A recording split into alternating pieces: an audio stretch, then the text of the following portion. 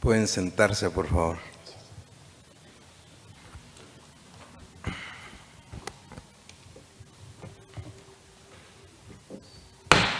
Muy buenos días. Se abre la audiencia en vista pública en el expediente 3600 del presente año, formado por apelación directa de sentencia en amparo promovido por Pedro Gonzalo Cabrera Polanco contra la Sala Quinta de la Corte de Apelaciones del Ramo Penal, Narcoactividad y Delitos contra el Ambiente del Departamento de Quetzaltenango.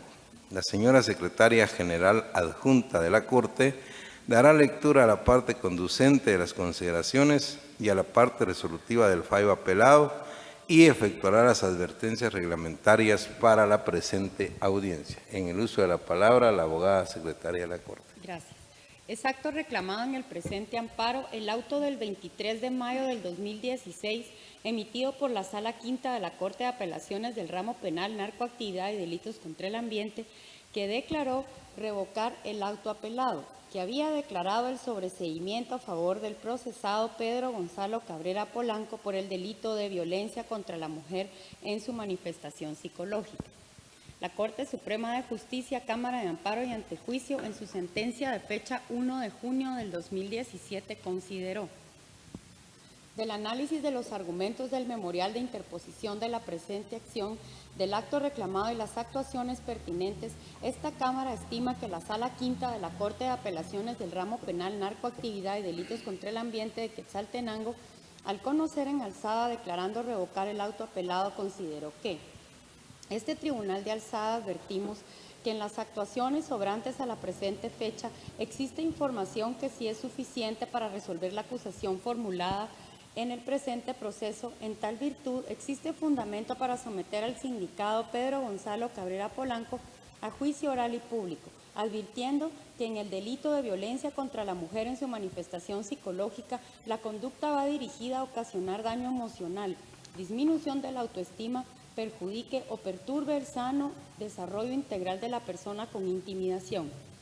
En consecuencia, los que juzgamos en este tribunal no compartimos la decisión de la juez ACO al no ajustarse a las constancias procesales y a la ley, por lo que advertimos que si existe fundamento serio de conformidad con el artículo 332 bis del Código Procesal Penal de la probabilidad de participación del procesado en el hecho delictivo de violencia contra la mujer en su manifestación psicológica. En tal virtud, corresponde conocer el presente caso al Tribunal de Sentencia competente.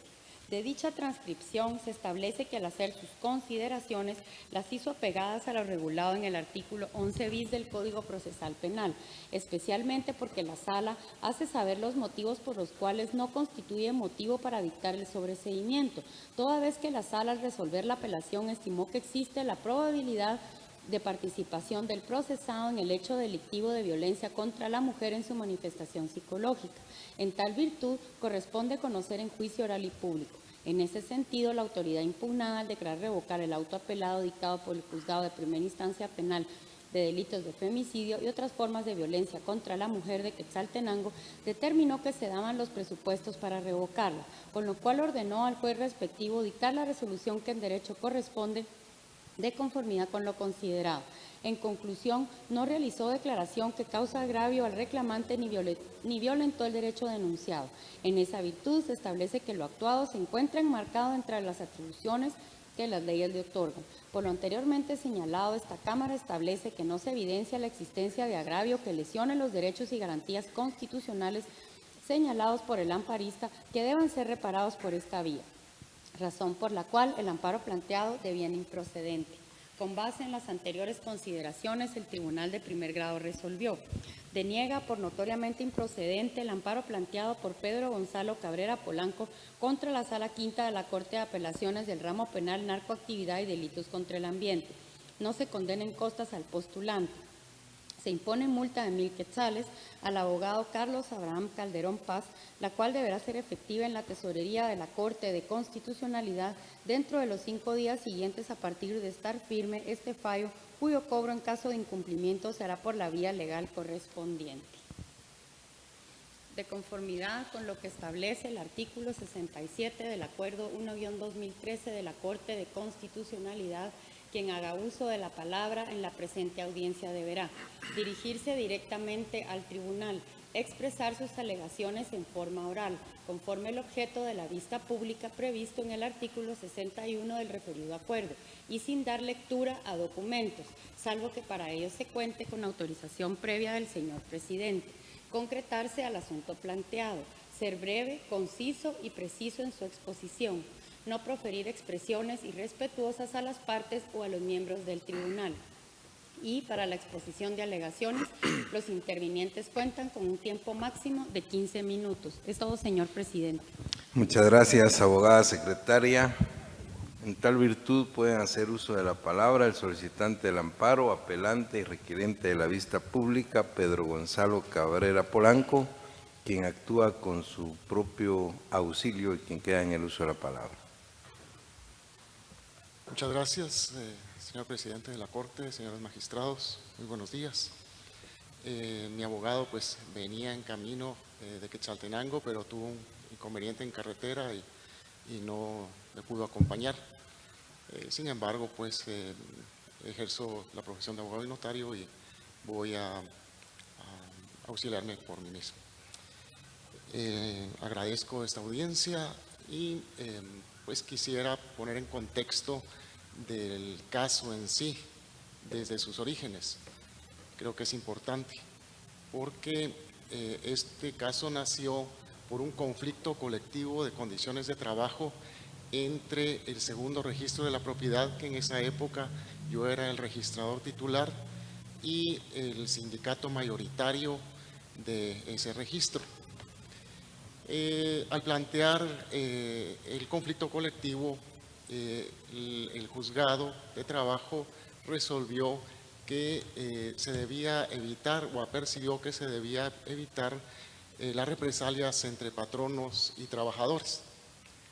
La institución en sí pues cumplió con esta disposición y hubo un inconveniente con una de las trabajadoras. Ella no estaba ejerciendo su función como debía de ser, máxime que se trataba de la directora de Recursos Humanos. Entonces, pues se le siguió el proceso administrativo como lo establece la ley y el mismo pacto colectivo de condiciones de trabajo que años anteriores se había establecido un procedimiento administrativo para ese tipo de procedimientos. Como pues existía el conflicto colectivo, se planteó la solicitud al juzgado de trabajo para la autorización de despido de esta trabajadora. Cuando ella se enteró de esta solicitud, empezó a ver la manera de evitar el despido. Por eso es que a mi propia forma de ver las cosas se trata de pues una reacción de ella, el planteamiento de esta denuncia, porque sí, pues pueden ver, es violencia contra la mujer en su manifestación psicológica. Ella tergiversó los hechos y fue a poner una denuncia como que si yo estuviera atacando su dignidad. Pero en el fondo del asunto, como yo lo considero y lo veo desde mi particular punto de vista, es que se trataba o se trató de represalias en mi contra para evitar el despido. Cuando yo vi esta denuncia, pues fui deteniendo ese procedimiento administrativo de despido, porque es una presión fuerte para uno como persona y como funcionario público. Sin embargo, traté de hacerle conciencia, de ver la manera de evitar pasar por este proceso que ya llevo 4 años de estar en él, y ella no aceptó. Alguien la asesoró de que por esta situación podía obtener una indemnización económica y siguió el proceso durante 3 años aproximadamente. Actualmente pues ya desistió del mismo, renunció a su acción, pero me dejó a mí con la acción pública en la espalda. Ese es el contexto del asunto, ¿verdad? Se trata de un un caso laboral, es el caso subyacente, y ahí pues quisiera que se hiciera uso del principio de la realidad, porque realmente no fue que yo haya atacado su dignidad, sino que simplemente se trató de una reacción natural como cualquier ser humano que no quiere perder su trabajo. En fin, después de mucho trabajar en este caso, la juez de primera instancia, en primer lugar hubo una clausura provisional del proceso. Posteriormente, el Ministerio Público reactivó el asunto, todavía con el interés de la agraviada, y la juez sobreseyó de manera definitiva, con una resolución bastante amplia y razonada. Sin embargo, el Ministerio Público apeló esa resolución y se elevó a la Sala Quinta. La Sala Quinta, sin mayores argumentaciones jurídicas, revoca el sobreseimiento de primera instancia, casi que haciendo uso de los argumentos de la apelación del Ministerio Público. Así que no se violó el debido proceso, el derecho de defensa y el derecho de tutela judicial efectiva. Consideramos que esa resolución de la sala debe ser más razonada. Se estarían violando mis derechos constitucionales si en unas cuantas líneas se revoca una serie de hechos y de análisis elaborados con mayor profundidad en el juzgado en primera instancia. No existe razón para llevar este caso a debate público. Es un caso realmente que, a mi juicio, no amerita. No se llenan las condiciones, no se ha demostrado con evidencias claras que yo haya atacado la dignidad de esta persona. Pues se revocó la sentencia o la resolución en donde se sobresee y se plantea la acción de amparo de manera de no consentir esa resolución de la Sala Quinta. Necesitamos que instancias superiores revisen esa resolución y, pues, si tienen argumentos para revocar el sobreseimiento, que los hagan valer, que nos hagan del conocimiento de esos argumentos. Tenemos ese derecho de que ellos razonen a conciencia y ciencia su resolución. Planteamos la acción de amparo y la Corte Suprema de Justicia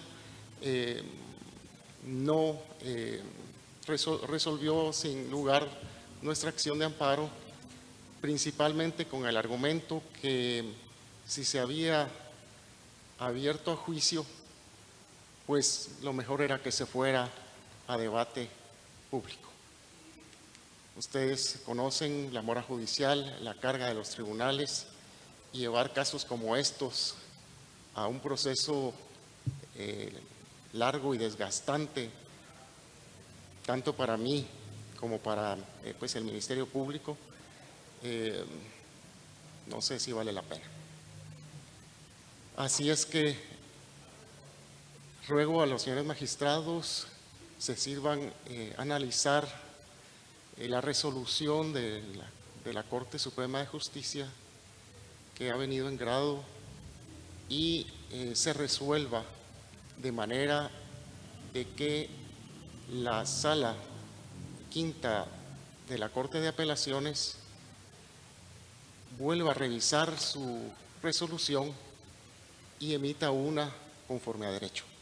Muchas gracias, señor presidente. Gracias, señores magistrados. Muchas gracias, abogado Cabrera Polanco. Finaliza la audiencia con la intervención del Ministerio Público a través de la Fiscalía de Asuntos Constitucionales, Amparos y Exhibición Personal por medio de la agente fiscal, abogada Ruth Jessica López, quien actúa con su propio auxilio y quien queda en el uso de la palabra. Gracias. Buenos días, honorables magistrados, abogados, abogadas y demás público que nos acompaña. En el presente amparo, el Ministerio Público comparte el criterio sustentado en la sentencia de fecha 1 de junio del año 2017, por medio de la cual la Corte Suprema de Justicia, Cámara de Amparo y Antejuicio, denegó el amparo solicitado por el señor Pedro Gonzalo Cabrera Polanco en contra de la Sala Quinta de la Corte de Apelaciones del Ramo Penal. En el presente caso se señala como acto reclamado la resolución de fecha 23 de mayo del año 2016, por medio de la cual la autoridad recurrida revoca la resolución emitida por el juzgado de primera instancia de delitos contra el femicidio y otras formas de violencia contra la mujer de Quetzaltenango, que había dictado sobreseimiento a favor del señor Cabrera Polanco por el delito de violencia contra la mujer en su manifestación psicológica, y ordena emitir una resolución conforme a derecho.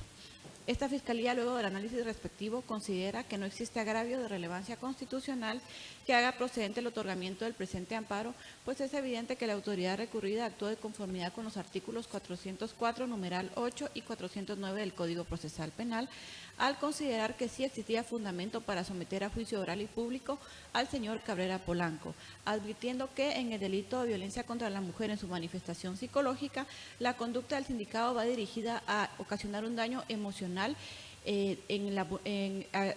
aprovechándose de la vulnerabilidad de la víctima, desarrollando conductas que denigren o menosprecien a la víctima.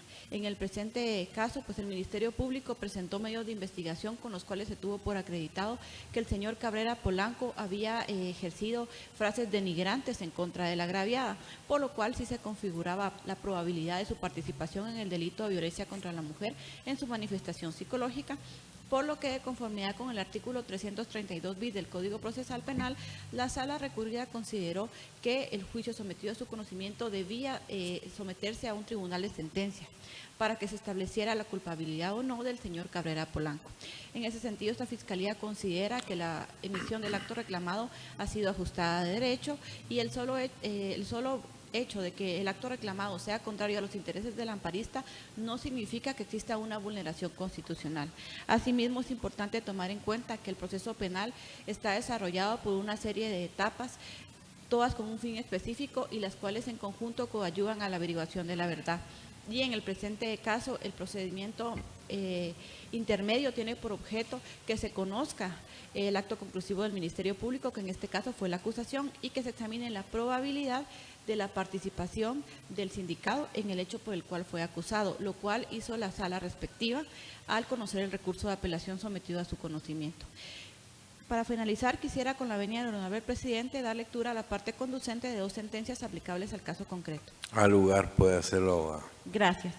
En la primera sentencia del expediente 3928 del año 2010, esta Corte indicó: esta Corte considera que la responsabilidad penal solo se establece en el debate o juicio oral, no pudiendo el juez de primera instancia establecerla, dado que en el acto conclusivo de la etapa intermedia del proceso penal, como lo es la formulación de la acusación, debe determinarse únicamente si procede o no la apertura a juicio oral y público. En la sentencia emitida en el expediente 405 del año 2010, esta Corte indicó: la jurisprudencia de esta Corte sostiene que interpretar y aplicar la ley en sentido apropiado constituye el ejercicio de las funciones reconocidas legalmente a las autoridades. Por ello, en uso de aquella función, la autoridad puede emitir decisiones que, aun no siendo favorables a determinados sujetos procesales, no patenticen violación de derechos constitucionales. En ese orden de ideas, la ausencia de transgresión a derechos constitucionales evidencia inexistencia de agravio que se denuncia, y por tratarse aquel de un componente de concurrencia necesaria para la procedencia del amparo, sin la pretensión constitucional no puede prosperar. Como es evidente, en el presente amparo únicamente se conoce en la acusación la probabilidad de la participación del sindicado. Los argumentos que él expuso ante ustedes podrán ser conocidos en un debate oral y público en el que se establecerá si efectivamente los argumentos que expone constituyen una situación de índole laboral, o si, tal como lo consideró la sala, podría existir la probabilidad de que se haya cometido el delito de violencia contra la mujer en su manifestación psicológica. Por lo que esta Fiscalía solicita a la Honorable Corte que, al momento de emitir la sentencia respectiva, declare sin lugar el recurso de apelación y, en consecuencia, confirme la sentencia de fecha 1 de junio del año 2017 y se deniegue el amparo solicitado. Gracias. Muchas gracias, abogada López. Se clausura la presente audiencia. Buen día.